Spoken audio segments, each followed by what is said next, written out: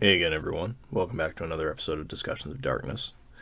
For folks out there who don't know, while I have been a part of my share of tabletop games for the World and Chronicles of Darkness, both as a player and as a storyteller, a lot of my experience with these settings and with these games comes from a LARP setting, and that gives a rather unique perspective on some things, because a lot of the time you're dealing with far more players than you'd ever reasonably have at a tabletop, and there's so many different things going on that it can be a very different experience. But with that said, a lot of times you can learn very interesting lessons, and a lot of those lessons will translate to when you choose to be a part of a tabletop setting instead. And this is a story about one of those lessons. And I say this because I was a part of lots of organized play. There weren't a lot of home LARPs going on in my area. So I've joined my share of games for the Garu Nation, Mind's Eye Society, various other organizations that were doing World and Chronicles of Darkness games.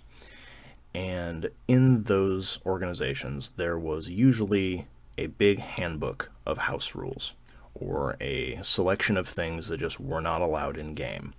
Whether it was, rare and unusual character types, whether it was certain merits that had been rewritten to work a different way, whether it was particular magic items or mechanics that you just weren't allowed to play with, there was a very long sheet of just thou shalt nots. And that was fine. It served its purpose. But when the Changeling game near me finally died down, and no one was going to it anymore, I really missed playing Lost, so I figured that rather than sit around and complain about it, I would attempt to get my own LARP going. And I went to lots of the folks that I had played with previously, and I pitched them some of my ideas, and there was a little bit of interest at first, and then they asked me what were my house rules, and my answer was essentially, I don't really have any. I see no reason we shouldn't run the game the way it's written in the books.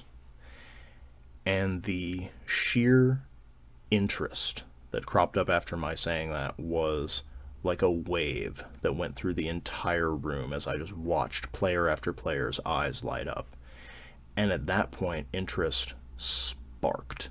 It was people coming up to me for basically every time I was in the room with them, and they would ask me, am I allowing this merit? Am I allowing this character type? Can I have this particular organization that they weren't allowed to have previously?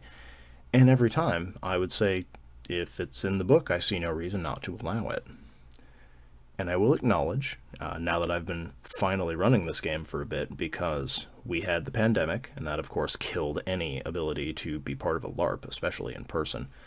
And when it was over, I figured people would have moved on and forgotten about the idea, but there was a lot of interest, a surprising amount of interest, if I'm honest. And lots of my players have been very enthusiastic since coming back and finally starting the game this summer. And there have been some things that I have allowed that have caused myself a bit of a headache. But in retrospect, I would rather have a bit of a headache as a storyteller than to have my players lose interest. And that is the lesson that I wanted to give people today of, if you have something in the game that you either aren't sure you should allow your players to have, or just a toy that you want to keep locked up because it's too broken, it causes too many issues, you're not entirely sure how it works, whatever the reason happens to be, take a moment and ask yourself, why deny this to your players? Because you, as the storyteller, have the ability to use absolutely anything that exists in the game and the setting. You have the ability to bring out any threat, any situation. There is nothing your players can do that could stop you if you wanted to steamroll them. That's not your job. This isn't a them versus you. You're here to facilitate them having fun. And if they ask for something, why not give them the toy? Even if it comes with a discussion of, please use this responsibly, if this becomes an issue down the line, I would like to have a discussion about it. Talk to them like adults. Let them know that you're in the give part of the give and take relationship between storyteller and player. And I'll make it very clear that use of anything they have there will be consequences for their actions. Whether those consequences are good or bad, it's going to be up to how responsibly they use the item, power, character type you give them.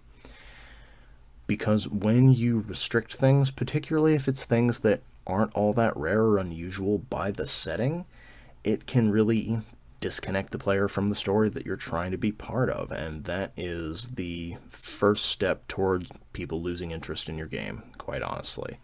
Whether it's something as common as just telling your changeling players, no, you can't find cold iron, when that's just a thing you can buy in the real world if you want iron that was made under certain circumstances, that feels silly.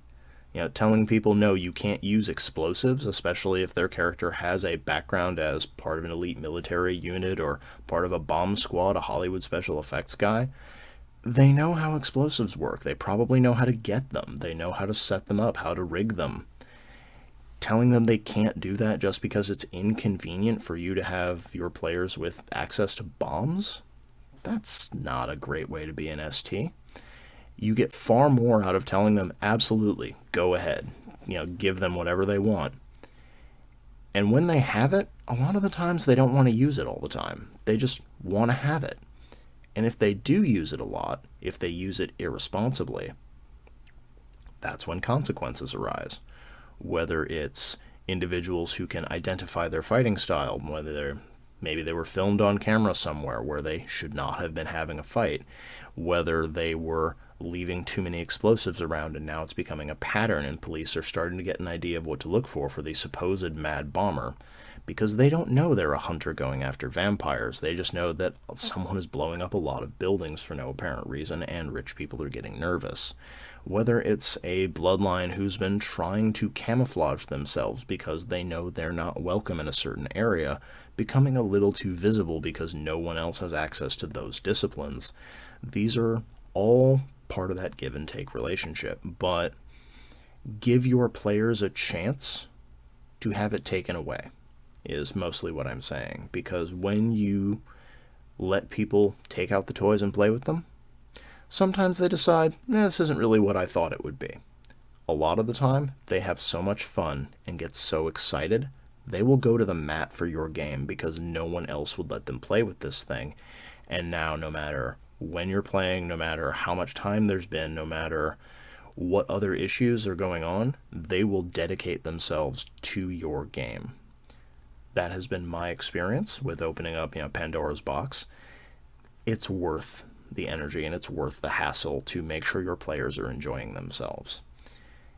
So the next time you, as a storyteller, feel the need to restrict something in a game, ask yourself, why am I restricting it? Is it a thematic restriction of, because of the nature of the chronicle plot that I'm running, I don't want players to inadvertently become part of what I have decided the bad guy force is because this is something that only they have? Or is it just because you don't want to deal with the headache? I would venture to say that when you volunteer to become the storyteller, headache is part of what you're volunteering for. So, that's my thoughts and my story for this week's Discussions of Darkness. Hopefully it's a lesson for some folks out there who have been a little worried that they were a little too white-knuckled with their grip. For this week's question for the comments, has there been something ridiculous that a storyteller has stopped you from taking? Something so normal there's no possible reason that you should not have been allowed to use it in your game? If so, tell us below and hopefully tell us the rest of the story, because I want to hear some of the more ridiculous tales out there. And if you are a storyteller, what is something that your players were genuinely surprised you let them have? And that's all for this week. If you have a topic I have not covered, or if you have a particular area or aspect of the world of Chronicles of Darkness you feel deserves its own episode, also leave that in the comments below. There should be a link in the description to my various supplements for the setting if you enjoy my style as a narrator and a storyteller and you want to see some of the stuff that I have made. By all means, check that out. The Halloween sale probably is over by the time you see this video, but it is going on right now during recording, so don't miss out. And until next time, happy gaming, everybody.